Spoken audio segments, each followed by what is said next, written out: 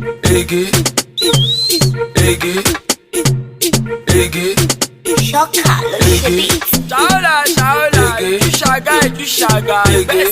Mr. Ijeshaniere, àwa láti JK Media Enterprises. So àwa ń béèrè ìbéèrè nǹkan lọ́wọ́ àwọn èèyàn. So ọ̀dọ̀ yín ni àwa lè ní. Ẹ jọ̀ọ́ nǹkan tí a fẹ́ béèrè ni pé kí ni ìtumọ̀ resurrection ní èdè Yorùbá? Resurrection. Bẹ́ẹ̀ni. Yẹn ní kéré gan. Mi sì mi wo mi. Ọ̀jọ̀gbọ́n ni mèrè o. Mo rí secondary school. Mo rí polytechnic. Mo rí university. Mo gba degree. Mo gba master. Ṣùgbọ́n ìbéèrè mi bèrè ní kéré.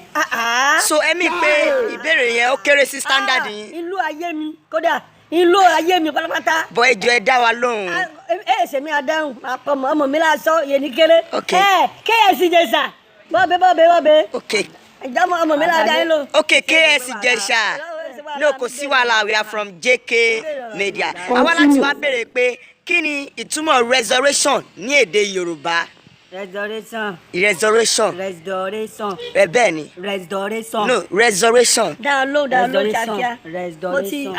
Ọ̀gá ó yẹ kí mi mọ̀. Wà á ṣe ní mọ̀. Restoration. Download restoration mi bí ọ léèrè. Restoration. Ṣebí ìwé karùn-ún. Will you keep quiet? À ń kọ́ gbogbo. Restoration. Ó dàbí ẹ ṣẹ̀ṣẹ̀ gbàdo bíi kéèyàn kàn mú ìgbàdo kan máa rìn restoration kan máa rìn. Kan bá ti rárìn tán ní after kan máa rìn náà máa ń gbé sínú omi nì.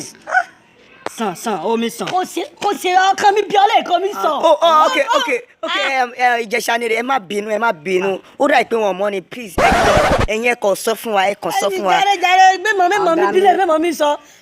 Ìtumọ̀ rẹ̀ sọ̀rẹ̀. Ẹ̀sẹ̀ ó lè. Ó dàbí ìgbà ọmọdé bá mi sunkún kó mi rìn gbìn.